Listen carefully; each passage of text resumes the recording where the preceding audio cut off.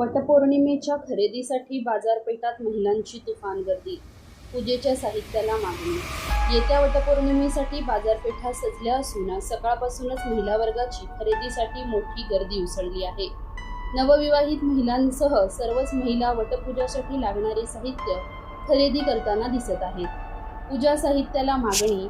वडाच्या झाडाच्या फांद्या, वाण, फणी, कंगवा, काचेच्या बांगड्या, हळद कुंकू, कापसाची वस्त्रे, 7 धान्ये, आंबे यांना प्रचंड मागणी आहे.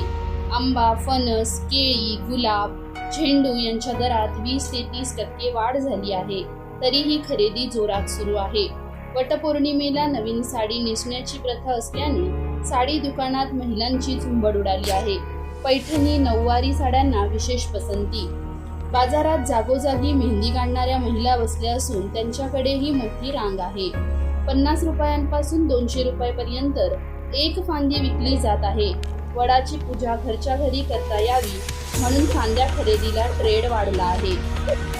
वटपौर्णिमा म्हणजे पतीच्या दीर्घायुष्यासाठी व्रत. कितीही महागाई असली तरी पूजेच्या साहित्यात कमी करणार नाही असे एका महिलेने सांगितले.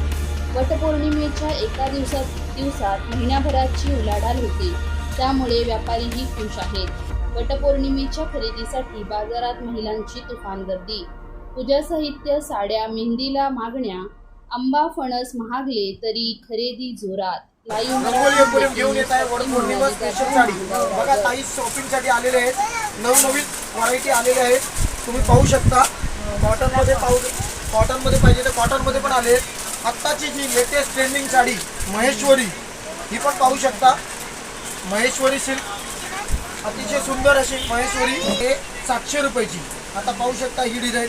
हे आता अजून रेग्युलरसाठी पावसाळ्यामध्ये लगेच सुकण्यासाठी 300 रुपयाला फक्त. अजून हे बघा कॉटनमध्ये, अजून ही बघा मल कॉटन साडी. हे बघा बांधणीमध्ये पाहिजे तर बांधणीमध्ये. हे बघा ब्रासोमध्ये.